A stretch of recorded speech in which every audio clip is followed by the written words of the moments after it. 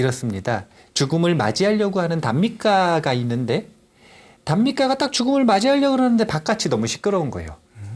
서로 무슨 막 호객행위하는 사람들처럼 막 떠들어요. 무슨 소린가 들어봤더니 도솔천이 더 살기 좋습니다. 누가 또 소리를 지르는데 도리천에서 우리 얼마나 좋은 마차를 끌고 왔는데 그런 소리를 하는 거냐. 우리는 사천왕천에서 왔는데 왜 그러느냐.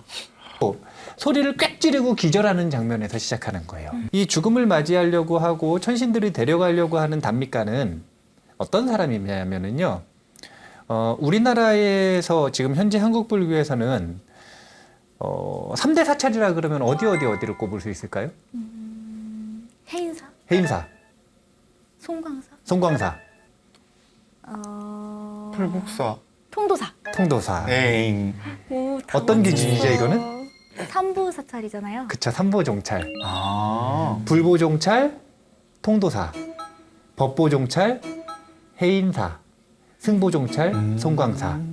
불법승, 삼보종찰을 기준으로 봤을 때 물론 좋은 절이 많지만 이 삼보를 기준으로 봤을 때 우리나라에서는 이 세 군데 절이 가장 훌륭한 절에 속한다라고 볼 수가 있어요. 그러면 2500년, 아니 이제는 거의 2600년 다가가고 있는데요. 2600여 년 전 인도 내에서 부처님 살아계실 당시에 가장 큰 절 두 군데는 어디였을까요? 이 중림정사하고 기원정사가 가장 큰 절인데 이제 이 기원정사가 인도 말로는 제따와나예요. 제따와나. 근데 요 단미가는 누구냐면 제따와나 거사회 신도회장이라. 가장 큰 절 중에 하나인 제따와나에서는 거사회에서 대표인 거예요. 단미가는 그러니까 단미가 거사님인 거죠. 근데 이 단미가 거사는 특징이 하나 있었어요. 하나의 특징인데 여러 가지 표현으로 쓸 수 있는데 어떤 특징이 있냐면 부처님 당시에는 공양을 올리는 형식이 16가지 정도의 형식이 있었다라고 얘기를 해요.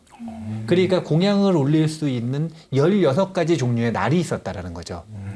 그게 16일만 해당이 되진 않고 뭐 반복되는 날들도 있을 거고 뭐 월마다 반복되는 날들도 있을 거고 그렇겠죠. 네. 그러면은 그 공양을 올릴 수 있는 형식에 해당되는 그 날마다 한 번도 빠지지 않고 공양을 올린 분이래요. 그러니까 일종의 개근상 같은 상징적인 분이죠. 더군다나 거사님이잖아요. 요즘은 어머니들이 가정의 중심이 되는 경우가 많은데 예전에는 아무래도 아버지가 가정의 중심이었기 때문에 온 가족들, 아들, 딸이 한 5 정도 있었나 본데 온 가족들을 데리고 다 같이 개근을 받은. 와. 그러니까 권선도 굉장히 잘한 거사님이 이제 죽음을 맞이할 때가 된 거예요. 근데 여기서 재밌는 건 본인이 죽음을 맞이할 때가 됐고 그것을 인정한다라는 것 자체가 약간 수행이 됐다라는 거죠. 평범하지 않은 것 같아요. 네. 근데 여기서 우리나라하고 약간 다른 문화가 나오는데 우리나라에서는 죽음을 맞이할 것 같아요. 그러면 죽음을 맞이하기 직전에 스님을 모시나요? 아니면 죽음을 맞이한 다음에 스님을 모시나요? 다음에 모시죠. 근데 인도 내에서 부처님 당시에는 다음에 모시는 게 아니라 언제 모시는 게 문화였냐면 죽음을 맞이하는 순간에. 아, 맞아. 죽음을 맞이하는 순간에. 자, 어떤 사상이 근거일까요? 다음 생을 결정하는 최고 중요한 마음이 뭐라고요? 최우씨. 그러면 죽음을 맞이한 다음에면은 이게 지금 지나갔어요, 안 지나갔어요? 지났어요. 근데 죽음을 맞이하기 전에 정말 운이 좋아서 임종하는 그 순간에 스님을 모실 수 있으면 단미가가 본인이 죽음을 맞이할 때가 다 돼가니까 제따와나 절에 요청을 했어요, 부처님한테. 부처님 직접 와주시지 못한다면은 스님들 한 5분만 보내주시라고. 왜요? 죽음을 맞이하기 전에 스님들께 공양총 올리고 경전을 듣고 싶다고. 경전을 듣고 마음을 편안하게 해서 편안한 마음으로 최우심을 가지고 죽음을 맞이하고 싶다고 스님들 5분을 요청을 한 거예요. 스님들 5분이 오셨습니다. 공양 대접을 한 다음에 스님들한테 이런 부탁을 드리는 거예요. 뭐라고 부탁을 드리냐면 스님들이시여, 제가 병이 나서 스님들께 예를 갖추지도 못하고 이렇게 누워 있습니다.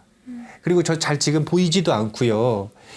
들고 읽을 수 있는 힘이 없습니다. 그러니까 법문을 좀 해주십시오. 부처님 경전으로서. 그러니까 어떤 경전을 읽어주면 되겠는가 했더니 뭐라고 이야기를 하냐면 모든 부처님께서 공통으로 설하셨던 대념처경이라고 하는 법문을 듣고 싶습니다. 그래서 비구들이 대념처경을 암송하기 시작을 하는 겁니다. 대념처경의 서두는 이래요. 비구들이여, 이 길은 중생들을 청정하게 하고 슬픔과 비탄을 극복하게 하고 육체적 고통과 정신적 고통을 사라지게 하고 지혜를 얻게 하고 니바나를 실현하게 하는 오직 하나뿐인 길이다. 그것은 바로 신수, 신법 네 가지 마음 챙김의 길뿐이다. 대념처경이라고 하는 경전 자체가 시익의 생천의 가르침이 들어있는 제가불자용 가르침이 아니라 전문 출가자용 가르침입니다. 수행의 단 하나의 길, 여기서 이야기 나오잖아요. 수행의 단 하나의 길, 니바나를 실현하게 하는 오직 하나뿐인 길. 그걸로 부처님께서 가장 많이 강조하신 게 이 사념처거든요. 몸과 마음과 신, 수는 느낌인데 그것도 이제 몸인데 사실은 몸과 감각과 마음과 그리고 법, 진리, 담마에 대해서 깨어있는 마음을 연습하는 방법이 적혀져 있는 게 대념처경이에요.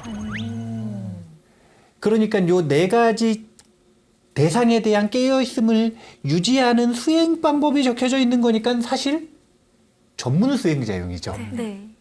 여기 보면 생천하는 가르침이 아니라 니바나를 실현하게 하는 열반에 들게 하는 가르침이라는 뜻이죠. 네. 그러니까 뭔가 좀 수준이 좀 있죠. 네.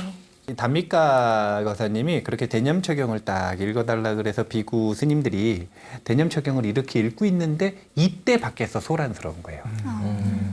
거룩한 가르침을 듣고 있는데 안 그래도 귀도 잘 안 들리는데 지금 내가 죽음을 맞이할 것 같아가지고 안 그래도 귀도 잘 안 들려서 이렇게 귀를 기울여야 비구 스님들 목소리가 들릴까 말까 하는데 밖에서 막 시장바닥처럼 막 소리를 지르는 거예요. 도솔천으로 오라, 도리천으로 오라, 사천왕천으로 오라, 타화자재천으로 오라, 막 서로 막 그러니까 짜증이 나요, 안 나요?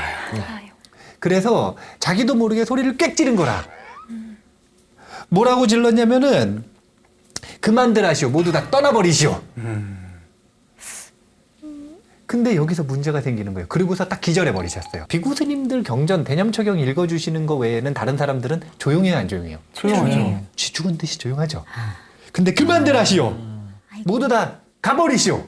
아이고. 이랬으면 누구한테 그러는 거예요? 지금? 스님들이 가시나? 그래서 스님들이 담리가 거사님이 돌아가실 때쯤 되니까 마음이 불안하신가 보다. 기절까지 하셨으니 그냥 가야겠다 하고 경전 읽어주시다 가버리셨어요. 그럼 안 되는데? 네. 기절해서 깨어났더니 스님들 계셔요, 안 계셔요? 안 계셔요. 당황한 거예요. 스님들은 어디 갔느냐? 아니 아버지가 다 가시라고 시끄럽다고 소리치셔서 가시지 않았습니까? 저희는 아버지 그대로 돌아가시는 줄 알았습니다. 막 아들 딸들이 막 울고 있으니까. 아니 그게 아니라 밖에서 천신들이 와가지고 얼마나 시끄럽게 굴든지 막 얘기를 하는데 아들 딸들 표정을 보니까 믿어야 합니다. 안 믿죠. 믿어요. 그러니까 얘기를 한참을 해주는데도 안 믿으니까 담미가 거사님이 어떻게 했냐면은 그래? 그러면은 너희들 지금 스님들한테 공양 올리고 요 장엄했었던 꽃화한 있지 그거 가져와 봐라 그랬어요. 그래서 꽃을 딱 가져오니까 꽃을 딱 받아들고 질문을 하는 거예요. 설문조사를 하는 겁니다. 아들 딸한테. 너희들은 만약에 죽음을 맞이한 다음에 천상에 태어나는 것이 확정됐고 1층부터 6층까지 선택해서 갈 수 있다면 너 같으면 어디 태어나겠느냐? 그 아들 딸들은 여기 있는 법부님들보다 좀 더 잘 배운 아들 딸들이에요. 왜냐면 다 개근이잖아요, 개근. 다 개근상이니까 공양 올리러 가면 공양만 올리고 끝나는 게 아니라 법문을 계속 듣잖아요. 그러니까 아버지 따라 계속 평생을 법문을 들으러 다녔기 때문에 천상세계에 대해서 명확히 아는 거예요. 그래서 일구동성으로 어딜 가는 게 좋다라고 얘기를 했냐면 그러면 4층 도솔천 4층에는 미륵보살님이 계시기 때문에 미륵보살님의 내원궁이 있기 때문에 마야부인도 그곳에 계시고 미륵보살님도 거기 계시기 때문에 우리 아버지가 미륵보살님 계시는 도솔천에 가셔서 미륵보살님하고 나중에 같이 정토로 이 세상에 다시 태어나시는 게 좋지 않겠습니까? 도솔천으로 가십시오. 일구동성으로 이야기를 하니까 그래? 그러더니 다 일로 와봐라 그러더니 나를 이끌고 밖으로 나간 거예요. 나가가지고 꽃화환이 있잖아요. 꽃화환을 허공에다 탁 던졌어요. 너무 신기한 일이 벌어진 거예요. 꽃화환이 허공에 걸렸어. 허공에 딱 멈춰 있는 거 걸려 있어요. 아들, 딸이 깜짝 놀라요, 안 놀라요? 놀라죠. 놀래요. 아니, 이게 도대체 무슨 일이냐? 아버지, 이게 무슨 일입니까? 단미가 장자가 얘기하는 거죠. 저기가 지금 도솔천에서 나 데리러 왔다고 잘 꾸며서 가져온 마차의 도솔천이라고 하는 깃발이다, 저기가. 내가 너희가 안 믿으니까 여기다가 지금 꽃화환 건 거 아니냐. 여기 가겠다고. 탁 던져가지고 꽃화환을 딱 걸므로써 도솔천을 가기로 결정하신 거고, 두 번째는 아들, 딸들이 천상 존재들이 데리고 온 걸 믿게 됐죠. 네. 그런 현상을 딱 보면 아들, 딸들의 마음에 신심이 일어나겠어요, 안 일어나겠어요? 맞아. 네. 일어나죠. 그 신심이 일어난 상태에 단미가 거사가 마지막으로 유언을 하고 죽음을 맞이하는 겁니다. 너희들도 죽음을 맞이한 다음에 도솔천에서 나와 함께 다시 만나고 싶다면 남아있는 생 동안 게으르지 말고 공덕을 잘 지어서 이렇게 천신들이 좀 스카웃하게 좀 해라. 사실은 이 뒷말은 경제는 없어요. 스카웃하게 해라 이 뒷말은 경제는 없어요. 그런 유언을 하고 그렇게 열심히 수행하라는 다짐을 딱 받아놓고 눈을 감으셨다 그래요. 그리고 눈을 딱 뜨니까 어디예요? 도솔천이.